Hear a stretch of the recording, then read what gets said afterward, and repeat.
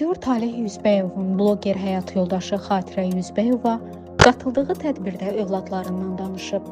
Axşamaz xəbər verir ki, bloger hər iki övladının autizmli olduğunu deyərək göz yaşlarını saxlaya bilməyib.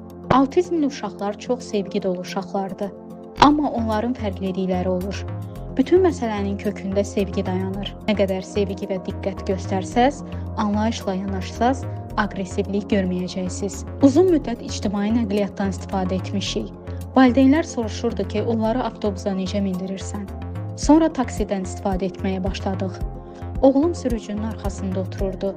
Mən ortada əyləşirdim ki, uşaqlar pəncərəni açanda qapını açmasınlar. Oğlum durmadan sürücünü arxadan təpikləyirdi. Sürücü də deyirdi ki, məni narahat etməsin. Ona autizmin nə olduğunu izah etmək çətin idi.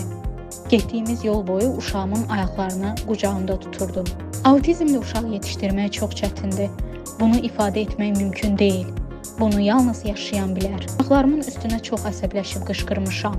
Onların qeyri-ixtiyari hərəkətləri məni qıcıqlandırırdı. Psixoloqla görüşdüm və seanslara qatıldım.